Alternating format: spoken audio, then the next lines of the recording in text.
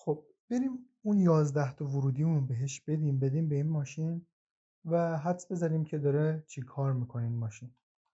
ابتدا میایم عدد 0 رو به عنوان ورودی به ماشین میدیم و عدد 1 رو ازش دریافت میکنیم. روی نمودارم ببینیم ما عدد 0 رو دادیم و عدد 1 رو دریافت کردیم. عدد 1 رو میدیم به عنوان ورودی به ماشین و عدد 2 رو به عنوان خروجی دریافت میکنیم. روی نمودارم ببینیمش. عدد 1 داده شد و عدد 2 دریافت کرد.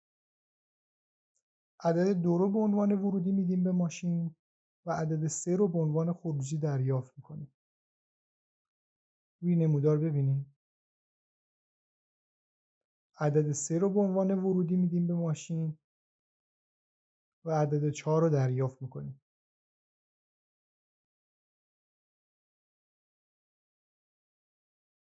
عدد 4 رو میدیم به ماشین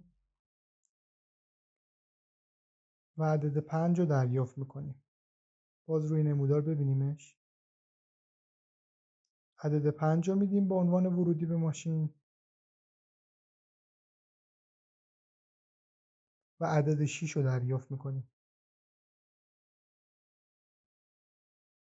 عدد 6 رو به عنوان ورودی میدیم به ماشین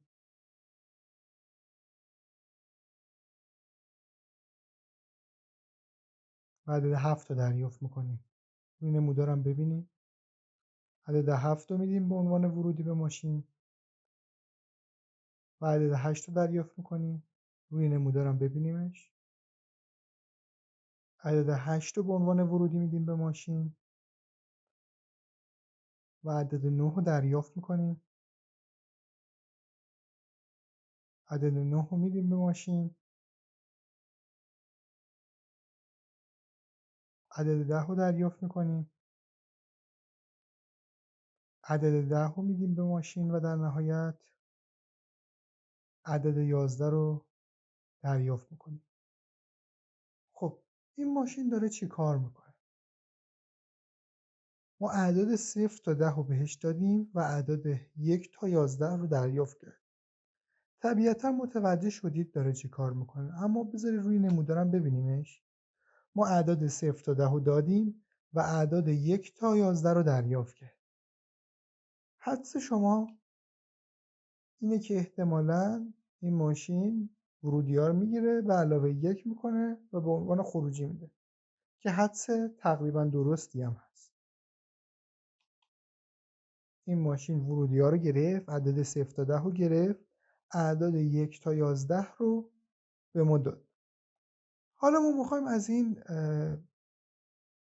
پیش بینی که کردیم، از این برایندی که به دست آوردیم، میخوایم بفهمیم، پیش بینی کنیم که اگر عدد 11 رو بدیم به این ماشین چه خروجی به ما میده. طبق پیش بینی های ما احتمالاً عدد 12 رو میده. حالا بذارید ما عدد 11 رو به عنوان ورودی بهش بدیم و عدد 12 رو به عنوان خروجی دریافت کردیم. پس پیش بینی ما درست بود. ما عدد 11 دادیم به عنوان ورودی به ماشین و عدد 12 رو به عنوان خروجی دریافت کردیم.